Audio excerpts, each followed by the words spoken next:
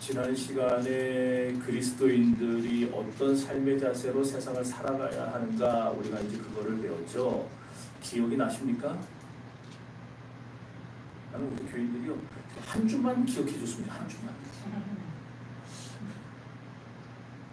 그래야 설교할 사람도 좀 보람 있을 거 아니에요? 수고하고 싶은 사람을. 네. 그리스도인은 복음을 전하며 살아야 된다 그랬었고, 그 다음에 그리스도인은 순종하는 생활을 해야 된다 그랬고요. 그 다음에 마지막으로 그리스도인은 고난을 딛고 승리해야 된다 그러면서 그 고난 당할 때 우리가 애매히 고난 당하고 애매히 참 힘든 일이 많지만은 우리가 원수 갚는 게 우리한테 있는 게 아니고 하나님께 다 맡겨야 된다 그랬죠. 맡겨놓고 우리는 어떻게 살아야 됐어요? 인내하면서 살아라. 그럼 하나님이 다 갚으신다. 그걸 배웠어요. 이제 지난 베드로전서 2장 마지막 부분에서 그렇게 이 개인에 대한 그 실제적인 부분이었죠. 그러니까 우리 개개인이 내가 어떻게 그리스도인답게 살 것인가였고, 오늘은 이제 가정으로 초점이 옮겨옵니다. 지난주는 개인이었고 이제는 가정이에요. 그래서 오늘 본문은 고난의 시대를 살아가는 우리 신자들은 어떤 모습의 가정생활을 해야 하는가, 그걸 보여줘요. 그러니까 고난에 처했을 때 그리스도인은 가정생활을 어떻게 해야 될 것이냐, 이제 여기서 말씀한다는 거예요. 여러분, 우리 그리스도인들 가정에서 어떻게 살아야 될 것이냐, 우리가 예수 그리스도를 구주로 모셨다는 사실 자체는 참 너무나도 놀라운 축복이 아닐 수 없죠. 그렇죠? 그렇지만 우리가 구원받았다는 그 사실이 나를 그리고 내 가정을 자동으로 행복하게 만들어 줄까요? 내가 그냥 구원받았으니까 자동적으로 행복해지는 건가? 가정이 그렇지는 않아요. 물론 구원받으면 행복한 가정생활이 시작되고 열려지는 건 맞아요. 이제 구원받고 나면 우리가 행복한 가정을 누릴 수 있는 가능성이 열려집니다. 그러나 구원받은 신자가 벌써 아무 노력 없이 그냥 무조건 행복해지는 건 아니라는 겁니다. 우리가 행복한 가정생활을 하려면 그 행복해지기 위해서 우리가 기울여야 될 노력들이 있어요. 구원받는 거는 공짜로 받는 거지만 우리가 세상에서 사는 것은 공짜로 사는 게 아니잖아요. 특히나 불신 남편, 불신 아내, 그러니까 예수를 안 믿는 남편이나 예수를 안 믿는 아내가 있는 사람들 힘들죠. 정말 가정의 평화를 깨지 않으려고 그냥 막 이를 악물면서 참고 그러고 살아가는데 얼마나 힘들어요.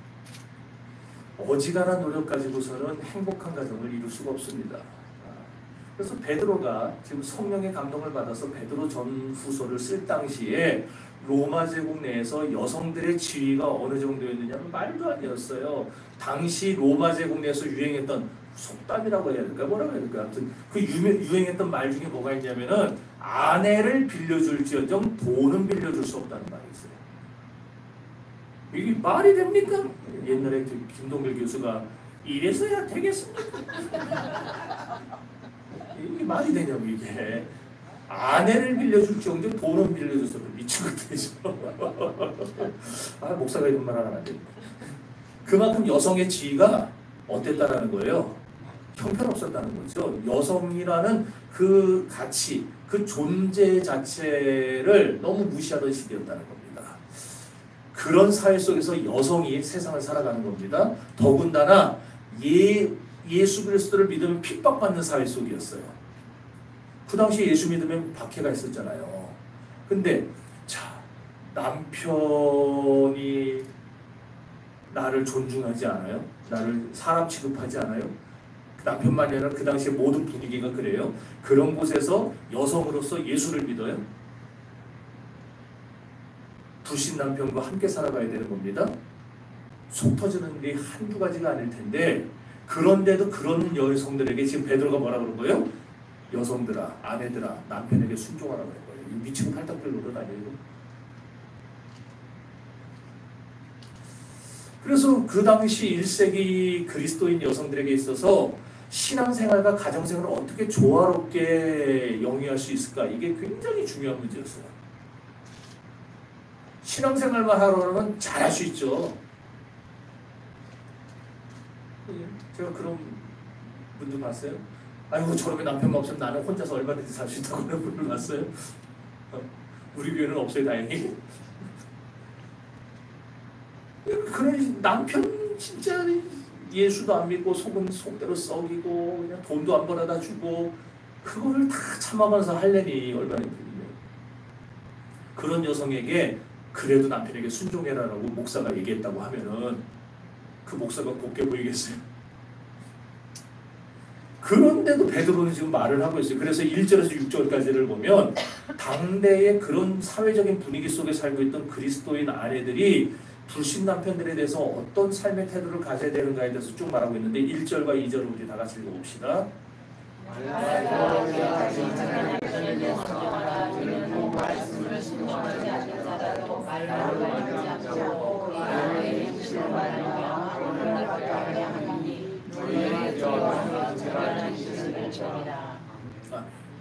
그러니까 오늘날의 시각으로 보면요, 이 말씀 진짜 받아들이기 쉬운 말씀은 아니에요. 어려워요. 그런데 분명히 본문은 성경을 순종하라고 말씀하고 있는 겁니다. 왜 그래야 하는가? 그렇다면 왜 순종해야 되는가? 따라합시다. 이와 같이 순종하라. 이와 같이 순종하라. 여기 이와 같이라는 말이 뭐냐면은 우리가 지난주에 누구의 순종을 배웠죠? 애매히 고난받는 대명사가 누구였어요? 예수님이었죠. 예수님보다 더 애매히 고난받은 분이 있었어요? 세상 역사에 없었어요. 예수님보다 애매히 핍박받고 매를 맞고 온갖 수치와 모욕을 당한 분이 있었냐고요? 없었어요. 그래서 예수님은 우리가 고난당하고 수치당하고 모욕당할 때 우리 마음을 다 아시는 거예요. 우리를 체휼하신다고 그러잖아요.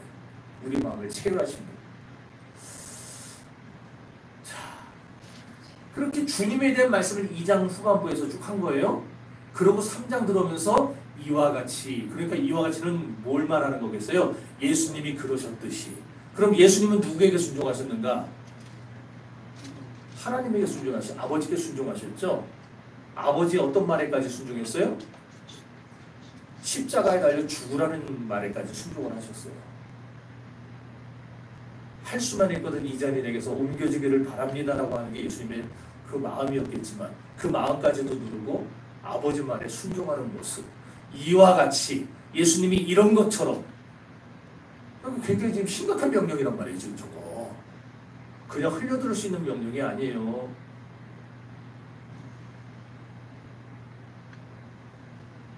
아내된 자들아 이와 같이 자기 남편에게 순종하라. 근데 여기서 말하는 순종이라는 말이 뭐냐면은 본래 의미는 어떤 지위나 어떤 사람 밑에다가, 이게 이제 사람이라 치면은 요 사람 밑에 나를 두는 거예요. 요 사람 밑에 나를 두는 거. 그러니까 그 사람을 언제나 이렇게 밑에서 바라보고 이렇게 배우하고 하는 그 상황을 지금 말하는 겁니다. 그러니까 순종이란 말은 결과적으로 뭐냐면은 질서의 중요성을 강조하는 거예요. 질서. 그러니까 오해하지 마세요. 하나님은 여성이 남성보다 열등하기 때문에 남편에게 순종하라 말하는 건 절대 아닙니다. 오늘 남자들이 좀 와서 들어야 되는데 남자들이 오던 사람도 안 보이고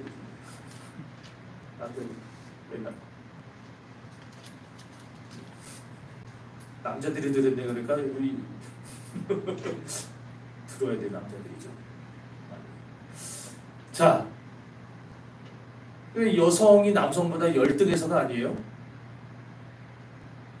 가정의 행복과 그 다음에 질서를 위해서 비록 불신 남편일지라도 아내에게 순종하라고 하신 것이지, 아내가 뭔가 기능이 딸리고 뭐가 딸리고 뭐가 막 많이 못 배우고 뭐 그래서 순종하라고 그런 게 아니라는 거예요. 그렇다면 우리가 불신 남편한테까지 순종해야 될 이유는 도대체 뭐냐? 첫째는 하나님이 그렇게 명령하셨으니까. 따라합시다. 아내들아 이와 같이 자기 남편에게 순종하라.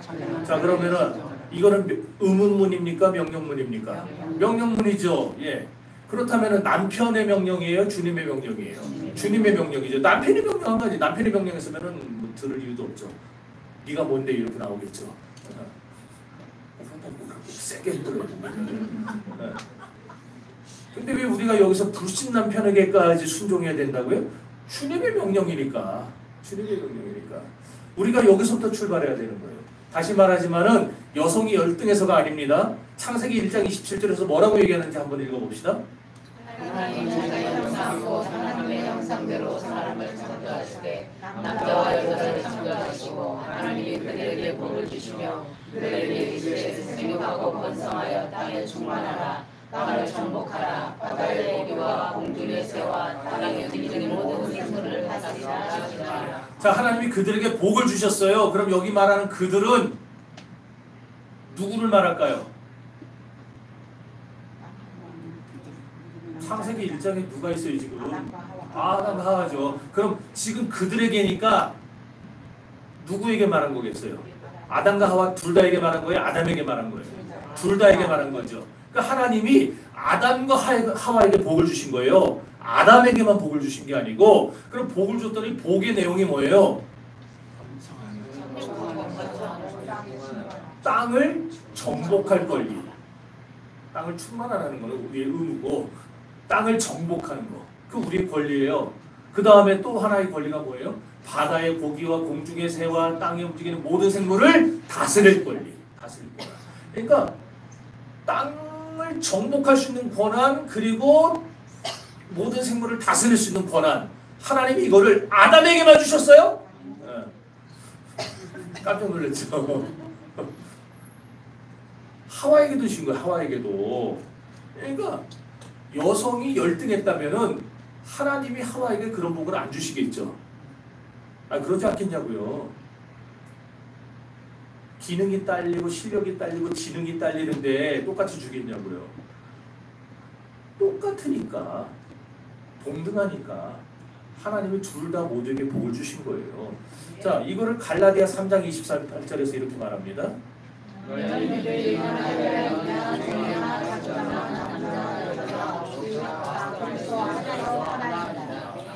남자나 여자나 할 거 없이 다 하나예요. 똑같다 이 얘기예요. 똑같다. 그러니까 성경 어디를 찾아봐도요, 남성이 여성보다 우등하다, 여성이 남성보다 열등하다 표현한 구절이 나올까요? 안 나오죠. 없어요. 그럼에도 불구하고 성경은 지금 질서를 말하고 있는 거예요. 질서. 그러니까 또 어느 성경에 보면, 에베소서 보면 남편이 아내의 머리라는 말도 나옵니다. 그리스도께서 교회의 머리가 되셨듯이 이렇게.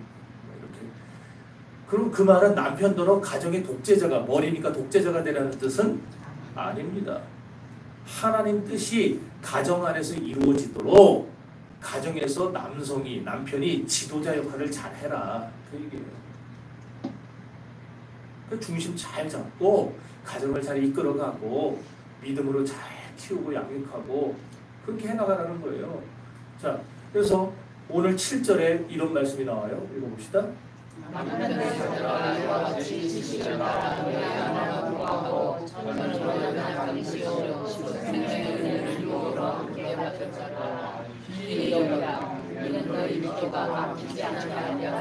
아니, 아내는 귀히 여기라는 거야. 그러니까 남편에게 순종하라라고 한 말을 현대적인 시각으로 보면 굉장히 기분 나쁘고 할 수 있겠지만, 하나님은 그 가정의 질서를 위해서 그렇게 말씀을 하신 것이고, 그러나 본질은 다 동등하다는 겁니다. 동등하다. 네. 자, 그래서 이처럼 성경이 남성이 여성보다 우월하다고 말한 적이 한 번도 없다라는 거. 그러니까 남성과 여성은 가정 내에서 생명의 은혜를 받는 일에 있어서 차별을 받겠어요? 안 받겠어요? 안 받죠. 그래서 우리는 구원을 남자만 받은 게 아니고 여자도 받은 거예요. 구원받는 일에, 생명의 은혜를 받는 일에, 천국 가는 일에 남성과 여성은 차별받지 않아요. 똑같습니다. 그럼에도 불구하고 아까 말했듯이 예수님은 무슨 일을 행하든지 하나님 아버지의 뜻 안에서 행했어요. 하나님 아버지의 뜻대로 행했어요. 그리고 모든 일의 영광, 결과가 있잖아요. 그 영광은 누구에게 돌립니까? 아버지께 돌리죠. 아버지요, 나로 인하여 영광을 받으심을 내가 아나이다. 요한복음 17장 그러잖아요. 모든 영광은 하나님께 돌려요. 이것처럼 작은 우주인 가정에서도 이게 하나님이 일하시는 방식이거든요. 하나님이 우주를 섭리하시는, 통치하시는 방식이에요. 그렇다면 가정은 작은 우주인데 그 하나님이 우주를 그렇게 통치하는 것처럼 가정에서도 우리가 그 하나님의 통치 원리에 따라서 하나님의 세우신 질서를 따라서 남편을 우리가 존중하고 순종하고 그 얘기를 지금 하고 있는 거예요. 똑같고 동등하지만. 자, 이게 구시대적인 발상으로 들릴지는 몰라도, 그러나 이것은 성경으로 기록된 이상 주님이 다시 오실 때까지 변하지 않을 겁니다. 변하지 않는 명령이 생겨요. 그러니까 우리 그리스도인 아내들은 남편을 잘, 단어를 그렇게 써가지고 남편에게 잘 순종하시고, 잘, 아무튼 남편들은 여자하기 나름이라고 그러잖아요. 아내들 잘 해주세요. 자, 두 번째로 왜 남편에게 순종해야 되느냐? 복음 증거의 기회 때문에. 자, 다시 읽어봅시다.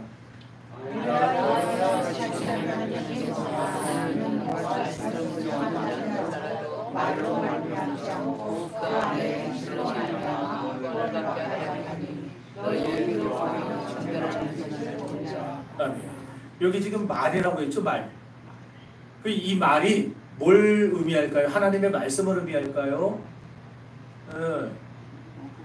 성경에 원어에 보면은 하나님의 말씀을 뜻할 때에는 우리 영어의 정관사 더라는 거 있잖아요. 마찬가지로 헬라어에는 호라는 정관사가 있어요. 그래서 호라는 말이 꼭 나와야 돼요. 호로고스라든지 호데오스 이런 게 나와야 되는데, 근데 저기에는요 호라는 정관사가 없어요. 그러므로 하나님의 말씀을 말하는 건 아니에요. 그러면은 사람의 말이겠죠. 사람의 말인데 그럼 누구의 말이냐? 그랬더니 지금 누구에게 지금 베드로가 말을 하고 있는 거예요? 여성들에게 하고 있잖아요. 아내들아, 여성들에게 얘기하고 있잖아요. 그러니까 지금 여기 나오는 말은 뭘 말하느냐면은 하나님의 말씀이 아니라 아내들의 수다를 말해요. 아내들의 잔소리를 말하는 거예요. 잔소리 심한 사람들 있죠. 여기는 없죠? 잔소리 심한 사람 만나보셨어요? 아유. 그런데 지금 뭐예요? 그 말로 말미암아 남편이 구원을 받는 게 아니에요. 그죠? 그러니까 잔소리 많이 한다고 남편이 구원받는 게 아니다, 그 얘기예요, 지금. 근데 그리스도인 아내들 중에 자꾸 잔소리해서 남편을 바꾸려고 하죠. 왜 그러냐고, 당신은 왜? 하고 그러냐. 근데 잔소리해서 남자는 안 바뀝니다. 단순 무식해가지고 남자는 안 바뀌어요. 근데 뭘로 바뀌어요? 그 아내의 행실로 바뀌어요. 그 아내의 행실로. 여러분 한번 생각해보세요. 잔소리로 계속 남편 성질 건드리는 여자가 있다고 생각해보세요. 그러면 그 남자가, 아내가 그렇게 예수 믿다고 잔소리하고 맨날 승질을 건드려요. 그럼 그 남편이 죽을 때까지 예수 믿을까요? 안 믿어요. 안 믿어. 어떤 여집사님이 남편 전도하려고요, 퇴근 시간에 맞춰서 매일 기독교 방송을 틀어놨대요. 그러니까 TV도 틀어놓고, 방으로 들어가면 방에 따라 들어서 또 저기 극동방송 틀어놓고, 그냥 오늘 어디가 화장실에도 라디오 하나 갖다 놓고 틀어놓고 그냥 막 미치게 만드는 거예요, 남자는. 그러면은 그 남편이 이제 시간이 좀 지났어요. 아내 그 자기를 예수 믿게 하려는 그 간절한 마음, 그 진실된 마음을, 그리고 그 여자는요, 그 여집사님은 남편에게 그렇게 해놓고 자기는 기도하는 거예요. 하나님 우리 남편 보내달라고. 그런 모습을 보고 남편이 마음을 돌리고 예수를 믿었을까요? 시간이 지나서 그 여자분이 목사님에게 상담을 하는데, 목사님이 이제 우리 남편이 집에도 안 들어와요. 집에도 안 들어온대요. 질려버렸다는 거예요. 그 여자 집사님이 열심이 없었어요? 아니, 열심은 엄청나게 특심하죠. 열심이 지나친 거예요. 열심은 좋았는데 무식한 열심이죠. 자기만의 열심. 그런데 바꿔 생각해보세요. 순종하는 태도를 보여보세요. 복음 증거의 상황이 열릴 수 있다는 겁니다. 그러므로 아내들은 가정에서 남편을 전도하기 위해서라도, 가정의 복음을 증거하기 위해서라도 남편에게 순종하는 게 유익하다, 지금 그 얘기를 하고 있는 거예요. 그래서 초대교회의 위대한 교부 어거스틴의 참회록이 있어요. 그 참회록 책에 보면은요, 거기 이런 글이 있습니다. 내가 내 어머니 모니카를 추억하면서 이제 글을 쓴 건데, 우리 어머니는 아버지를 마치 주님을 모시듯 섬겼다. 어거스틴이 자기 어머니를 추억하면서 그런 글을 쓴 거예요. 근데 어거스틴의 아버지가 예수를 믿었냐? 예수 안 믿는 한량이었어요. 근데 그런 아버지를 어머니가 주님을 모시듯 섬겼다는 거예요. 어떻게 됐을까요? 물론 시간은 좀 걸렸습니다. 오랜 시간이 걸렸어요. 그런데 그 남편이 결국 아내에게 녹아요. 그래서 예수님을 영접합니다. 끝내. 그리고 그 아들 어거스틴도 회심시키죠, 어머니가. 그래서 초대교회의 가장 위대한 교부로 이름을 날리게 만드는 겁니다. 그러니까 잔소리한다고 변화되지 않아요. 우리의 행실로 섬기면, 순종하면 거기서부터 변화가 시작되고 복음의 증거가 시작된다는 거예요. 그러니까 여러분 모니카처럼 남편이 좀 마음에 안 들어도 부족해도 주 안에서 순종하며 죽게 돼야 돼. 이렇게 하는 거. 이게 바로 복음 증거의 열매를 맺게 한다는 사실을 기억할 수 있기를 바랍니다. 여러분, 그렇지. 하기 싫겠지. 하기 싫겠지. 내 뭘 하래요. 여러분, 가까울수록 말이 잘 안 통해요. 부부일수록 서로 잘 말이 잘 안 되잖아요. 자식도요. 남의 부모 말은 잘 들어요. 그런데 우리 부모 말은 잘 안 듣죠. 왜 그러냐? 너무 가까워서 그래요. 너무 가까워서.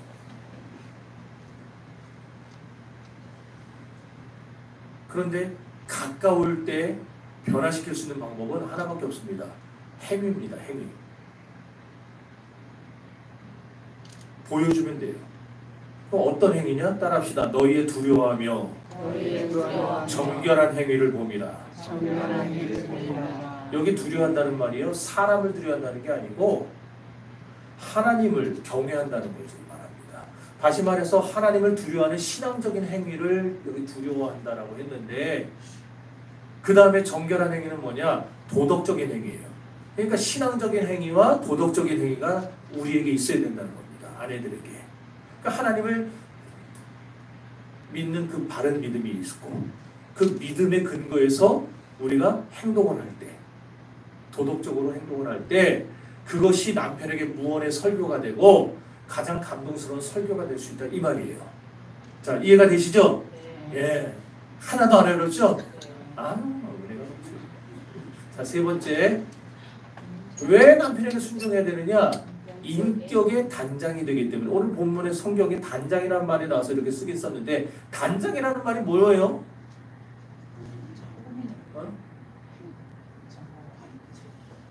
그렇죠. 꾸미는 거죠. 이렇게 치장하고 꾸미고 예쁘게 하는 거. 믿음 없는 남편을 안타까워하는 마음은요, 그냥 단순한 마음, 단순한 영민, 아픔 그런 거 아니에요. 그 마음이 우리 신앙을, 우리 믿음을 단련시키는, 단장시키는 하나님의 도구가 되어야 됩니다. 그리스도인들은요, 이 그리스도의 학교에 들어와서, 다시 말해 신앙학교에 들어와서 가장 먼저 배워야 될 게 바로 순종의 교훈입니다. 순종보다 귀한 거 없어요. 그 순종이 우리를 훌륭한 인격자로 단장시켜 나가는 거예요. 그 순종이. 그래서 주님 앞에 설 때에 온전히 우리를 가장 아름다운 인생으로, 믿음의 사람으로 치장시켜 줍니다. 그 순종이. 그러니까 여러분, 우리가 세상 살면서 순종 훈련 잘하고 가셔야 됩니다. 순종 훈련 잘하고 주님 앞에 서면은요, 가장 아름다운 신부로 주님 앞에 설 수 있어요. 순종 훈련 못하고 가면은 부끄럽습니다.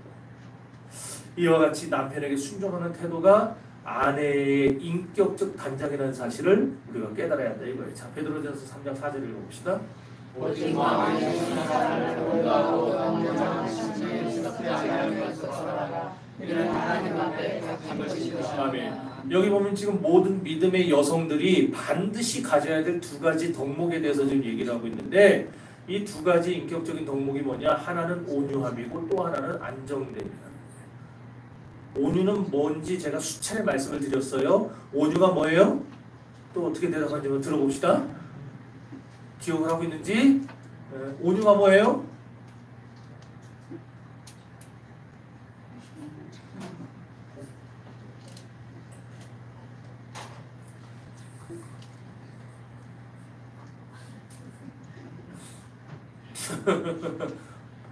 이야, 끝까지 입을 안 벗기지.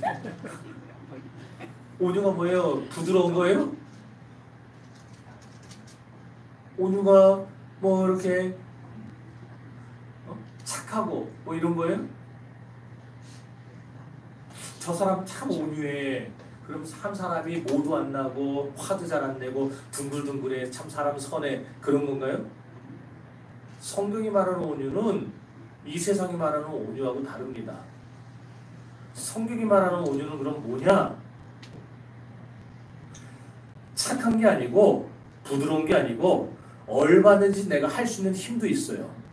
내가 할 수 있는 능력도 있어요. 그런데 성령에 의해서 다스려지고 있기 때문에 내가 하고 싶어도 안 하는 거예요. 내가 할 수 있지만 안 하는 거예요. 예를 들어서 옛날 서부시대 영화들 좀 보셨어요? 잘하시면서 저도 굉장히 많이 이렇게 즐겨봤는데 서부시대 총잡이 영화. 거기 보면요. 간혹 가다가 다는 아닌데 간혹 가다가 야생마 길들이는 장면들이 나옵니다. 야생마 길들이는 거 이런 거예요.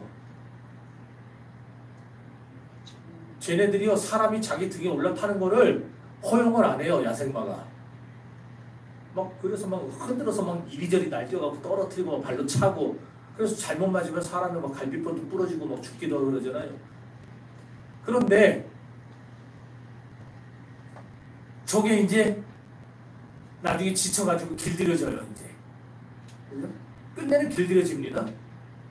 길들여지고 나면 어때요? 막 사람을 그 전에 막 들이받고 발로 차고 하던 놈이 길들여지면 고분고분해져요. 그럼 제가 힘이 없어진 거예요? 쟤는 힘이 그대로 있어요. 여전히 발로 차면 사람은 갈비뼈 나가고 죽어요. 그런데 길들여지고 나니까 사람이 이랴 낄낄낄낄 그러면 따라오고 서라 그러면 서고 자기가 얼마든지 힘은 있지만 그 힘이 길들여지고 나니까 자기 맘대로 안 해요. 사람이 하라는 대로 하지. 이게 온유예요. 그러니까 우리는 얼마든지 할 수 있는 능력도 있고 힘도 있고 다 있을 거예요. 그런데 그 힘이 있지만 그걸 행사하지 않는 거예요. 그러니까 예를 들어서 남편이 안 믿는 사람인데 성질이 아주 그냥 불같은 사람이 있어요. 그러면 그 불같은 사람이 막 펄펄 뛸 때에 나도 힘이 있어. 그럼 같이 막 펄펄 뛰면서 막 붙어야 될 것인가? 그걸 온유라고 그러진 않습니다. 같이 성질 부리면 되겠어요? 예수님께서 뭐라고 말씀하셨죠? 나는 마음이 온유하고 겸손하니 너희는 내게 와서 배우라고 그러셨어요. 주님의 성품이 여러 가지가 있지만은 그 좋은 성품들 중에 예수님이 가장 먼저 강조하고 가장 많이 배우라고까지 말씀한 것은 온유밖에 없어요. 우리는 예수님에게서 온유를 배워요. 예수님은 어디까지 온유하셨다고요? 십자가 달려 죽기까지 온유하셨어요.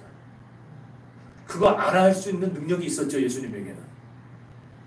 진짜 사상 그 밑에 있는 그 인간들의 조롱대로 우리 킹 오브 킹스 보신 분들 막 밑에서 조롱하고 깍둑대고 그럴 때 십자가에서 못 박히고 그랬지만은 얼마든지 십자가에서 뛰어내려와 가지고 이 싸가지 없는 놈들하고 날릴 수도 있었어요. 예수님은요.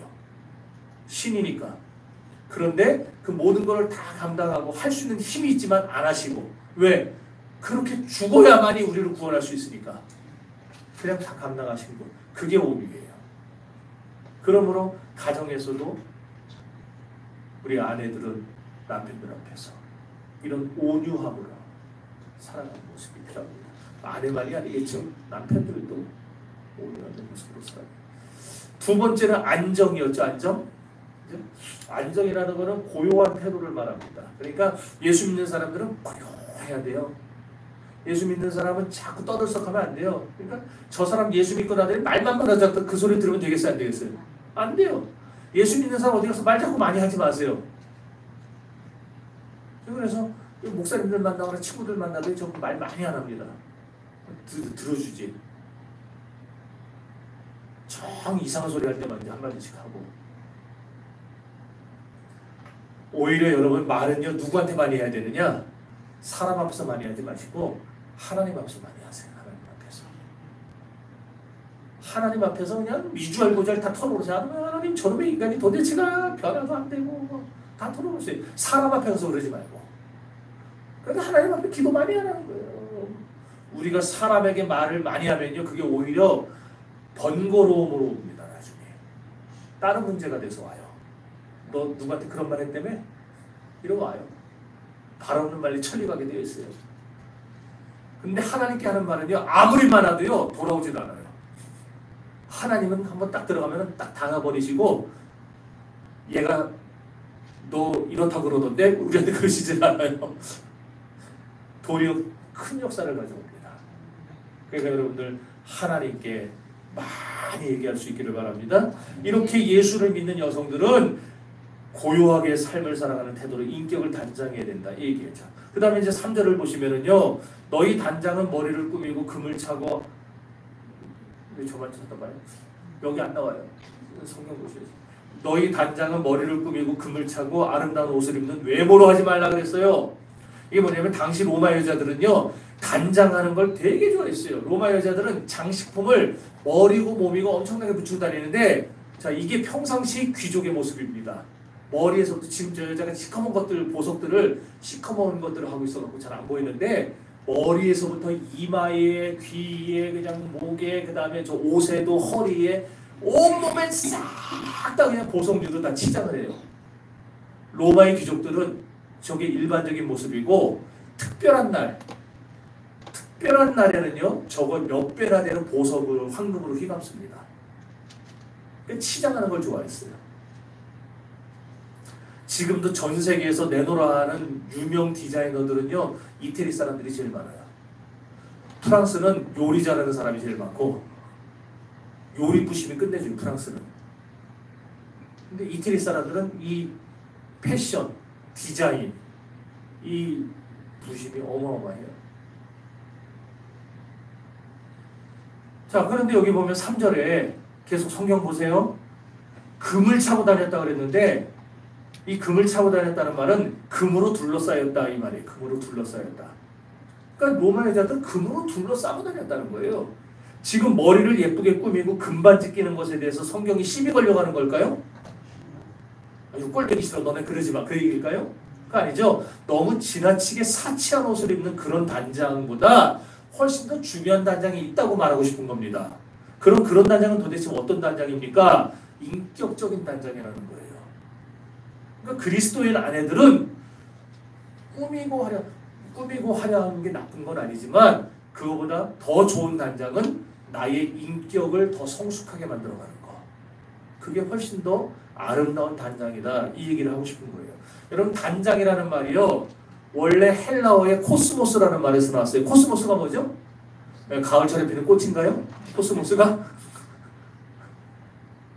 그게 아니고 우주를 말해요. 코스모스. 그런데 이 우주라는 코스모스에서 화장품이라는 단어가 나옵니다. 여러분 아마 화장품 사러 가면은 화장품 껍데기에 이제 한 번씩 보세요. 그러면 거기에 무슨 코스메틱스 이런 거 써 있을 거예요. 영어로 코스메틱스. 그게 화장품이에요. 화장품. 코스메틱스가. 그 코스메틱스가 코스모스에서 나왔어요. 그러니까 무슨 뜻이겠어요? 화장도 질서 있게 해야 되고, 그 다음에 아름답게 해야지. 질서 없이 마구 하면은요, 예쁘긴커녕 도리어 추해 보이잖아요. 그죠? 그러니까 아름다움은 질서 속에서 찾을 수 있다는 거예요. 하나님이 우주를 만들고 우주의 질서를 구하셨죠. 해와 달과 별들과, 그 다음에 그것들이 태양을 중심으로 돌게 하시고 모든 질서를 맞춰놓은 다음에 하나님이 그걸 보시면서 좋았더라 그러셨어요. 질서가 있으니까 좋은 거예요. 마찬가지로 가정도 질서가 있을 때 좋은 겁니다.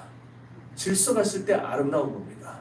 그렇기 때문에 아내들더러 불신 남편일지라도 순종하라 얘기를 하고 있는 거예요.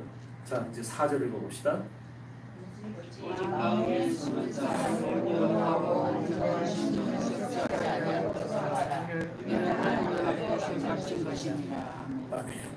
여러분, 우리가 아무리 겉을 화려하게 단장해도 그것들은 전부 썩어져 나갈 것들에 불과합니다. 그 아름다움이 일시적인 감동을 줄 수는 있지만은요, 그러나 영원히 우리를 감동시킬 수는 없어요. 그거 다 언젠간 썩어버립니다. 결국 아내가 얼마나 내적인 아름다움을 갖고 있는지, 여러분 금 안 썩을 것 같죠? 옛날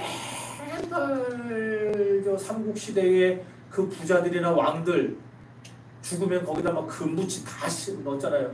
진짜 관리가 잘 된 거는 좀 형태가 남아있지만은요, 대부분은 다 땅에서 썩어가지고 금들도 다 부식돼 버렸죠.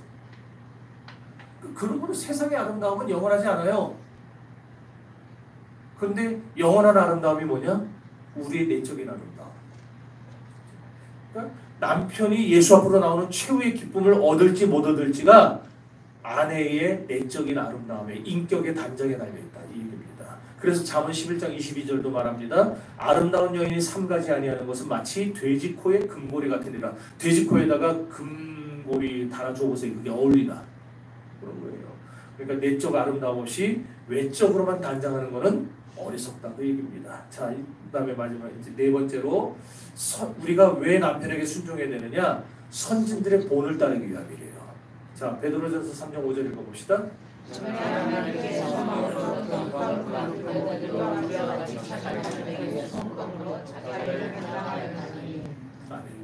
그러니까 전에 하나님께 소망을 두는 거룩한 본류가 누구냐? 우리 이전에 살았던 믿음의 선진들, 그 사람들 얘기해요. 그러면서 누구를 예로 들고 있냐면은 6절에서 사라를 예로 듭니다. 왜 안 읽어요?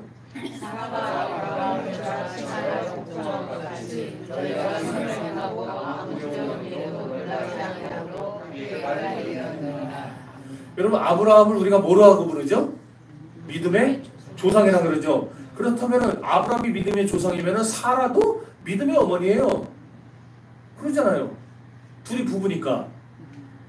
그럼 믿음의 아버지, 믿음의 어머니인데, 그런데도 사라가 아브라함을 주라고 불렀다라는 거예요. 그러면서 남편에게 복종했어요. 순종했어요. 모든 여성들의 마음속에는요, 여왕이나 공주로 대접받고 싶어하는 그런 심리가 숨어있대요. 그래서 심리학자들은 그걸 여왕 콤플렉스 또는 공주 콤플렉스라고 불렀답니다. 그런데 여왕처럼 대접받으려면 먼저 남편을 왕처럼 섬겨줘야 돼요. 사라의 뜻이 뭐냐? 사라의 뜻이 뭐였죠? 열국의 어미죠? 열국의 어미. 열국의 어미가 뭘 말하는 거면 결국 여왕을 말해요. 그 사라라는 이름은 여왕이에요. 그러니까 문제는 이 남편을 왕으로 모시지 못하는 아내는 여왕으로 대접을 받지 못해요. 남편이 왕이 돼야 자기도 여왕이 되는 거지. 왕비가 되는 거 아니에요. 근데 남편이 왕이 안 되면 자기도 왕비 못 되죠. 여왕이 못 되죠. 남편을 왕으로 모시는 아내여야 아내도 여왕으로서 대접받을 권리가 있는 거예요. 그러므로 남편을 가정에, 이런 말하면 또 싫어할지 모르겠지만 남편을 가정의 왕으로 모시기를 바랍니다. 거봐, 아멘 안 나올 줄 알았어. 안 나올 줄 알았어. 아이고 지금 30분을 넘게 내가 지금 설교를 했는데, 이야, 아멘은 아니야.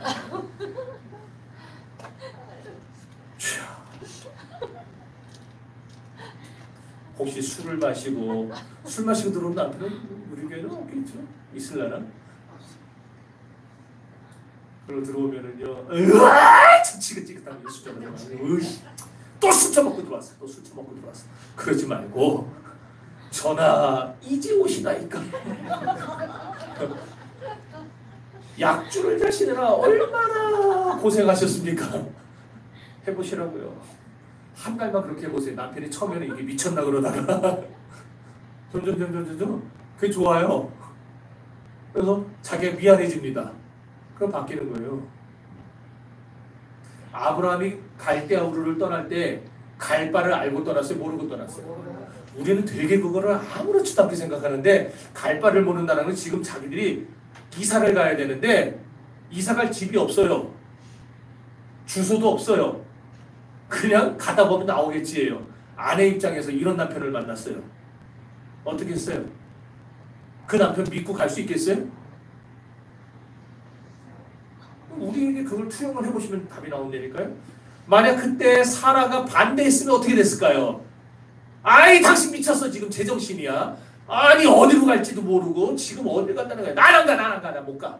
이래버렸으면 아브라함이 갈 수 있었겠어요? 못 갔을 겁니다. 아내가 못 가겠다 버티는데 어떻게 남자가 가겠어요? 남자는 혼자서 아무것도 못하는데 어떻게 그러겠어요?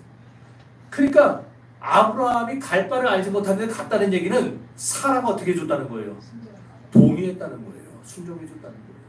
그러니까 우리는 아브라함의 믿음에만 초점을 맞추는데, 아브라함 믿음 훌륭하죠. 그러나 실제는 사라의 믿음이 훨씬 더 훌륭한 거예요. 아브라함이 그 정신 나간 소리를 할 때에 사라가 그 말에 순종을 해줬다는 거. 그러니까 믿음의 조상 곁에는 믿음의 아내가 있는 겁니다. 그러니까 여러분의 남편을 믿음의 사람으로 만들고 싶으면 아내들이 믿음으로 순종하셔야 돼요. 이제 남편이 조금 나오네. 사랑하는 더함교회 여성도 여러분, 앞서간 믿음의 여성들의 본을 따라서 남편을 향한 순종의 중요한 태도를 배울 수 있게 되기를 바랍니다. 자, 이제 남자들에게 할 얘기 이제. 여자들 얘기 다 끝나고 이제 남자들, 우리 장로님 이제 아멘 얼마나 잘하시는지 봐야지. 그럼 남편들은 아내에 대해서 어떤 태도를 가져야 되는가?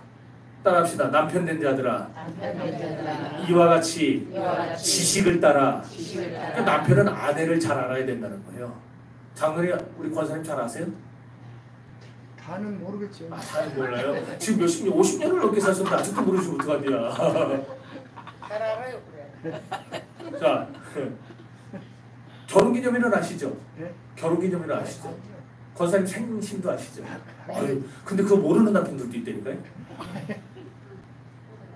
보셨죠? 그런 사람 있어요? 내 친구 중에도 있어요. 막 우리끼리 만나서 막 놀고 있는데 아내한테 전화가 온 거예요. 전화기 너머로 얼마나 화가 나는지 소리가 다 들려요. 상황을 파악했더니 결혼기념일이라 아내가 지금 잔뜩 기대하고 기다리고 있는데 안 들어가는 거예요. 이게 우리 만나더라고. 우리가 그래서 가서 죽었다고 무슨 빌어라.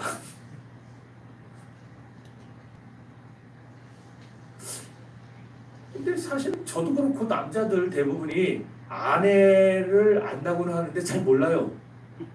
잘 몰라요. 워낙 복잡해가지고 여성들 마음이. 남자는 단순한데 나는 여자들이 그래 해 그랬을 때 하는데 그게 하지 말라는 뜻이라는 거를 잘 몰랐어요.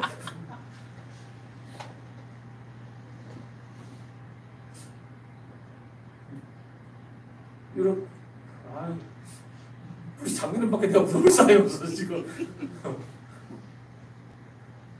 보통 남자들이 그래 아내의 꿈이 뭐였는지, 아내의 건강 상태가 어떤지, 아내가 지금 무슨 생각을 하고 있는지, 또 뭘 배우고 싶은지 이런 건 잘 모릅니다. 잘 모릅니다.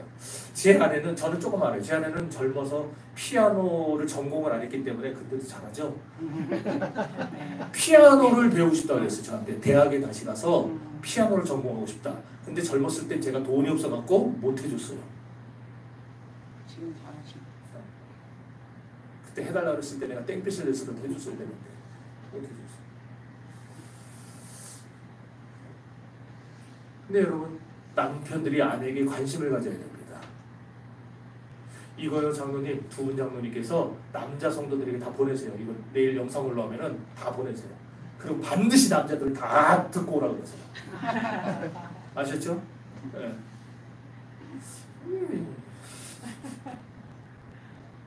아내에게 관심 가지세요. 그게 사랑입니다. 그리고 또 너희 아내와 동거하라 그랬어요. 여기.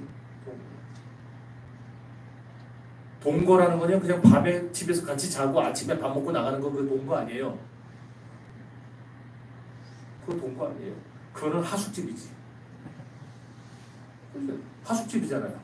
들어가서 잠자고 아침에 밥 차려주면 밥 먹고 나가고 하숙집이지. 동거라는 말 속에는 뭐가 있냐면은 시간을 낸다는 뜻이 있어요. 시간을 낸다. 그러니까 정말 아내와 동거하고 싶은 사람, 이 동거라는 말이 세상에서 이상한 의미를 써요. 참 그런데 그러니까 아내와 동거하고 싶은 사람은요, 아내와 함께 시간을 보내야 돼요. 시간을 보내야 돼요. 그러니까 아내를 위해서 시간을 투자해야 됩니다. 함께 여행도 가고 함께 맛있는 것도 먹으러 가고 아내와 함께 삶을 나눠야 됩니다. 네. 그것이 그리스도인의 가정입니다. 그런데 아내를 가리켜서 저는 더 연약한 그릇이라 그랬어요. 연약한 그릇은 깨지기 쉬운 그릇이라는 뜻이에요. 빨리 해야 되겠네. 그렇습니다. 아내들은 깨지기 쉬운 그릇이에요. 제가 얼마 전에 설거지하다가 저는 설거지하는 남자입니다. 설거지하다가 이 미끄러워갖고 컵을 하나 놓쳐서 깨뜨려. 바닥에 떨어뜨린 것도 아니고 싱크대에 떨어뜨렸는데 깨지더라고 그게. 아이씨 진짜. 근데 소리가 얼마나 큰지. 근데 평상시 제가 물 마시다 깼으면은 당장 안 좋은 소리가 났을 텐데 제가 설거지 하다 깨니까 우리 집사람 나가고 저를 걱정하더라고. 안 다쳤냐고. 여러분 깨지기 쉬운 그릇은요 조심스럽게 달아야 되겠죠? 그러지 않겠어요? 깨지기 쉬운 그릇은 조심스럽게 달아야 돼요. 이 말은 아내들이요 정서적인 민감성이 남자들보다 훨씬 뛰어나다는 겁니다. 그런 이런 민감한 아내들의 정서, 아내들의 민감성 앞에서 남편들이 어떻게 반응해야 되느냐? 김창옥 교수라고 아세요? 김창옥 교수 강연 들어보니까 아내의 행복은 큰 것에서 오는 게 아니래요. 아주 작은 것을 통해서 옵니다. 아주 작은 거 다이아 한 3kg짜리 이 정도 생각이 온대요. 제가 어제 저녁에 아내에게 커피 발 마사지를 시켜줬습니다. 커피 발 마사지가 뭐냐면 제주도 갔다 오신 분들은 알아요. 근데 거기서 배워왔거든요, 제주도에서. 근데 이게 생각대로 안 되더라고요. 아, 그거 왜 안 되는지. 자꾸 이상한 찌꺼기만 막 뜨고. 어쨌든 제가 해가지고 탁 발을 막 제가 막 주물러주고 만져주고 막 닦아주고 다 했어요. 제가 생각할 때 잘 못했는데 기분이 좋더라고요. 그거 갖고 기분이 좋아요.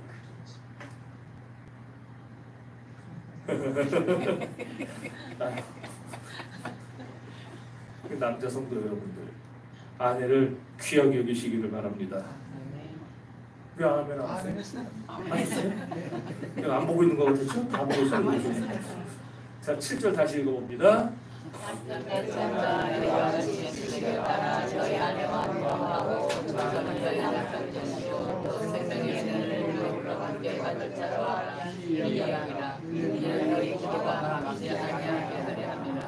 자, 지금까지 말씀드린 대로 남편과 아내가 지적인 면에서 신체적인 면에서 정서적인 면에서 정상적인 관계가 유지가 되어야 기도가 안 막힙니다.